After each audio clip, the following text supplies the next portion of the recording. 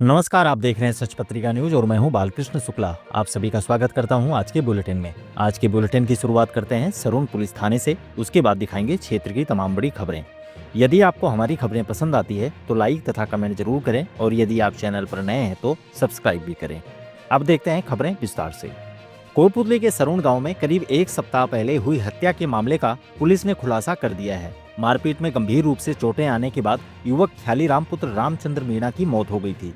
इस वारदात को किसी दूसरे व्यक्तियों ने नहीं बल्कि मृतक के भाई रोहितास ने ही अंजाम दिया था और अपने विरोधी कृष्ण यादव को फंसाने के लिए अपने ही भाई उदय सिंह से उसके खिलाफ पुलिस थाने में हत्या का मुकदमा दर्ज करा दिया था।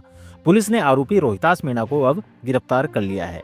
कोटपुतली बहरोड एसपी राजन दुष्यंत ने बताया कि मामले में मृतक ख्यालीराम के भाई उदय सिंह ने मुकदमा दर्ज कराया था, जिसमें उदय सिंह ने कहा था कि उसके भाई रोहितास ने उसे बताया कि मैं और ख्यालीराम सरून गांव के माधोदास जी की बगीचे के ग्राउंड से घर आ रहे थे। तभी कृष्ण यादव निवासी कांसली ने अपने अन्य दो साथियों के साथ पूर्व में दर्ज एक मुकदमे में राजीनामा करने का दबाव डालते हुए हमारे साथ मारपीट की। मैं तो बचकर भाग निकला, किंतु ख्यालीराम के साथ उन्होंने लात घूंसों, डंडों और लोहे की राड से मारपीट कर घायल कर दिया है। रिपोर्ट के अनुसार इसके बाद उदय सिंह अपने भाई रोहितास के साथ मौके पर पहुंचा तो ख्यालीराम लहूलुहान हालत में पड़ा मिला। शहर के एक निजी अस्पताल में प्राथमिक उपचार के बाद उसे जयपुर रेफर कर दिया गया था, जहां उपचार के दौरान उसकी मौत हो गई। इस रिपोर्ट पर पुलिस ने आरोपी कृष्ण और अन्य लोगों के विरुद्ध हत्या का मुकदमा दर्ज कर लिया। एसपी राजन दुष्यंत के आदेश के बाद एएसपी वैभव शर्मा की सुपरविजन में डीएसपी राजेंद्र कुमार बुर्डक ने खुद इस मामले को अपने हाथ में लेकर छानबीन शुरू कर दी। डीएसपी राजेंद्र कुमार बुर्डक ने बताया कि वारदात की शुरुआती छानबीन में ही घटनाक्रम को लेकर संदेह होने लगा था। डीएसपी और थानाधिकारी मोहम्मद इमरान की टीम ने घटना स्थल के आसपास लगे सीसीटीवी फुटेज को खंगाला तो खुद पुलिस ही चौंक गई। फुटेज में सामने आया कि ख्यालीराम के साथ कृष्ण कुमार यादव व उसके साथियों ने नहीं बल्कि खुद उसके भाई रोहितास मीणा ने ही उससे मारपीट की थी। इसके अलावा पुलिस ने गोपनीय जानकारी और चश्मदीद गवाहों से भी पूछताछ की। घटना के वक्त रिपोर्ट के नामजद आरोपी कृष्ण कुमार घटना स्थल पर नहीं बल्कि प्रागपुरा थाना क्षेत्र के बेरी गांव इलाके में मौजूद था। इसके बाद पुलिस ने अब रोहितास मीणा को दबोचकर उससे गहन पूछताछ की तो उसने सब कुछ कबूल कर लिया। उसने अपने भाई ख्यालीराम के पेट में गहरी चोट मारी थी, जिसके कारण उसकी मौत हो गई थी। अब बताते हैं कि आरोपी ने क्यों की थी कृष्ण को फंसाने की कोशिश। एएसपी वैभव शर्मा ने बताया कि मुलजिम रोहितास मीणा के साथ 27 अक्टूबर को कृष्ण कुमार यादव ने सरून गांव के कोरबी कंपनी के पास में मारपीट कर दी थी, जिसमें उसके भाई उदय सिंह ने कृष्ण के खिलाफ मुकदमा दर्ज कराया था। इस घटना की रंजिश के कारण आरोपी रोहितास ने कृष्ण कुमार को हत्या के मामले में फंसाने के लिए ख्यालीराम की मौत हो जाने के बाद साजिश रचते हुए उसने अपने भाई उदय सिंह के हाथों कृष्ण कुमार के खिलाफ हत्या का मुकदमा दर्ज करा दिया था, लेकिन पुलिस की जांच में उसकी पोल खुल गई। थानाधिकारी मोहम्मद इमरान ने बताया कि आरोपी से हत्या के कारणों के बारे में गहन पूछताछ की जा रही है। पुलिस टीम में हेड कांस्टेबल शंकरलाल, अरुण कुमार, मनोज कुमार, दयाराम, लोकेश कुमार सहित अन्य पुलिसकर्मी शामिल थे। वारदात के खुलासे में सरून थाने से कांस्टेबल जगत सिंह और डीएसपी कार्यालय के कांस्टेबल महेश कुमार की विशेष भूमिका रही। अगली खबर पनियाला गांव से। कोटपुतली के पनियाला गांव में एक ही परिवार के दो गुटों के बीच आपसी विवाद के चलते मारपीट हो गई, जिसमें दोनों पक्षों की 2 महिलाओं सहित कुल 5 लोगों के चोटें आई हैं। बताया जाता है कि मुआवजा राशि के बंटवारे की बात को लेकर यह झगड़ा हुआ है। जानकारी के मुताबिक बुधवार शाम को हुई कहासुनी के बाद दोनों पक्षों के बीच मारपीट हो गई। इसके बाद घायलों को अस्पताल पहुंचाया गया, किंतु अस्पताल में भी दोनों पक्ष के लोग आपस में भिड़ पड़े। सूचना पर पहुंची पुलिस ने समझाइश कर उन्हें शांत कराया। मारपीट में एक पक्ष की संतोष और सरस्वती तथा दूसरे गुट के राम सिंह, दशरथ और छीतर के चोटें आई हैं। सूत्रों की माने तो जमीन के मुआवजे का पैसा मां के खाते में आया था, जिसे उनके बेटों ने आपस में बांट लिया, किंतु मां के हिस्से का पैसा मां के खाते में ही है और उसी पैसे को लेकर यह विवाद होना बताया जा रहा है। थानाधिकारी मोहर सिंह का कहना है कि घटना की सूचना मिलते ही पुलिस भेज दी गई थी, किंतु इस संबंध में अभी तक कोई रिपोर्ट नहीं मिली है। अब मेगा ट्रेड फेयर की खबर। कोटपुतली के क्रय विक्रय सहकारी समिति परिसर में बुधवार को शॉपिंग का महाकुंभ अर्थात मेगा ट्रेड फेयर का शुभारंभ किया गया। कार्यक्रम के मुख्य अतिथि सहकारी समिति के चेयरमैन हंसराज कसाना ने विधिवत रूप से फीता काटकर ट्रेड फेयर का उद्घाटन किया। इसके बाद उन्होंने गणेश पूजन कर दीप प्रज्वलित की।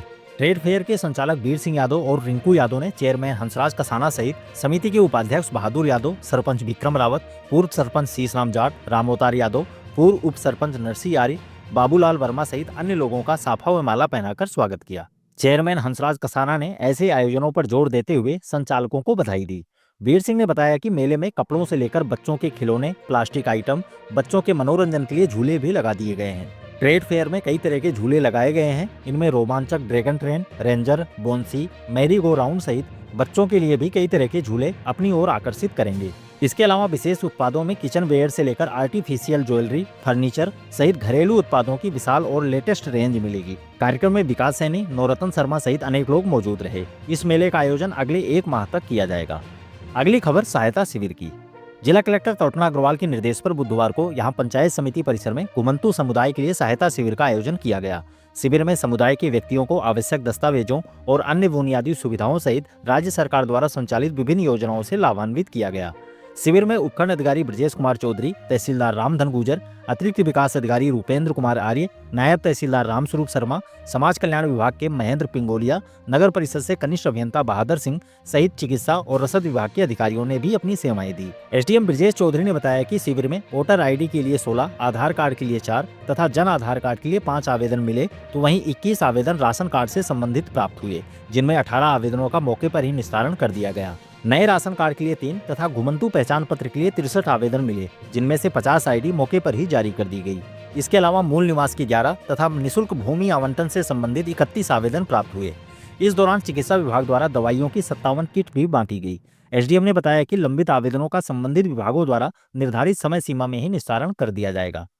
अब मूर्ति अनावरण की खबर। कोटपुतली के नांगल पंडितपुरा ग्राम स्थित राजकीय उच्च माध्यमिक विद्यालय में भामाशाह गणपत राम रावत, कैलाश चंद्र रावत एवं सुवालाल रावत निवासी नांगल पंडितपुरा की ओर से अपनी माताजी स्वर्गीय बरजी देवी पत्नी स्वर्गीय मंगतू राम रावत की याद में ज्ञान और संगीत की देवी मां सरस्वती की मूर्ति का अनावरण बुधवार को किया गया। कार्यक्रम के मुख्य अतिथि विधायक हंसराज पटेल की पत्नी राधा पटेल ने विधिवत पूजन के बाद मूर्ति का अनावरण किया। कार्यक्रम की अध्यक्षता सरपंच विक्रम रावत ने की। इस दौरान राधा पटेल ने कहा कि मां सरस्वती जी की मूर्ति का अनावरण करना उनके लिए सौभाग्य का विषय है। शिक्षा के क्षेत्र में इस प्रकार के नवाचारों का होना बहुत जरूरी है। इससे आमजन को आगे बढ़ने की प्रेरणा मिलती है। इस दौरान समाज सेवी बनवारी लाल रावत ने कहा कि शिक्षक का मुख्य दायित्व बच्चों को संस्कारवान शिक्षा देने का होता है, जिससे बच्चे आगे बढ़कर अपने गाँव के साथ साथ अपने माता पिता का भी नाम रोशन करते हैं। इस दौरान प्रिंसिपल सुभाष चंद, व्याख्याता रतिराम जांगीड़, बाबूलाल गुजर, सुभाष चंद कुमावत, राहुल सेहरा और मनोज कुमार ने अतिथियों का स्वागत सम्मान किया। कार्यक्रम में पंचायत समिति सदस्य दयाराम रावत तथा पूर्व सरपंच नाहर सिंह रावत सहित काफी संख्या में ग्रामीण मौजूद रहे। अगली खबर गोनेडा गाँव से। कोटपुतली के गोनेडा ग्राम स्थित कृषि विज्ञान केंद्र में बकरी पालन विषय पर 7 दिवसीय व्यावसायिक ट्रेनिंग कैंप का शुभारंभ बुधवार को किया गया। कार्यक्रम का उद्घाटन केंद्र के वरिष्ठ वैज्ञानिक और अध्यक्ष डॉक्टर सुपर्ण सिंह शेखावत ने किया। उन्होंने बकरी पालन पर प्रशिक्षण के महत्व, उपयोगिता एवं राजस्थान में बकरी पालन के संदर्भ में प्रकाश डाला। इस दौरान बकरी इकाई प्रभारी doctor Ram Pratap Yadav, doctor Sardarmal Yadav, doctor Renu Kumari Gupta ने भी अपने विचार रखे। ट्रेनिंग के दौरान 7 दिनों तक अलग अलग वैज्ञानिकों द्वारा व्याख्यान दिए जाएंगे। अंत में डॉक्टर राम प्रताप यादव ने सभी का धन्यवाद ज्ञापित किया। अब विधिक जागरूकता से जुड़ी खबर। तालुका विधिक सेवा समिति के अध्यक्ष एवं एडीजे राजेश कुमार के निर्देश पर मोबाइल वैन के माध्यम से क्षेत्र के विभिन्न गाँवों के लोगों में विधिक जागरूकता पैदा की गई। वैन के माध्यम से पीएलबी सुरजन कुमार मीणा ने बाल विवाह निषेध अभियान से लेकर अन्य बुराइयों के प्रति जागरूक करते हुए विधिक साक्षरता गतिविधियों के बारे में जानकारी दी। साथ ही बाल विवाह नहीं करने के लिए शपथ भी दिलाई गई। उन्होंने आगामी 22 दिसंबर को होने वाली राष्ट्रीय लोक अदालत के बारे में भी जानकारी दी। और अंत में एक सूचना। राजस्थान पेंशनर समाज शाखा कोटपुतली द्वारा प्रतिदिन तहसील परिसर में संगठन के कार्यालय पर जीवित प्रमाण पत्र प्रस्तुत करने के लिए हेल्प डेस्क का संचालन किया जा रहा है। समाज के सचिव ब्रजभूषण कौशिक ने बताया कि किसी पेंशनर्स ने यदि अपना जीवित प्रमाण पत्र अभी तक प्रस्तुत नहीं किया है तो वह कार्यालय में आकर निःशुल्क अपलोड करवा सकते हैं।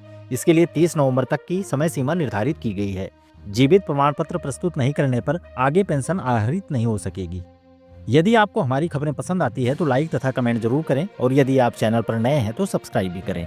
आज के लिए बस इतना ही। दोबारा मिलते हैं इसी तरह की दूसरी ताज़ा खबरों के साथ। नमस्कार।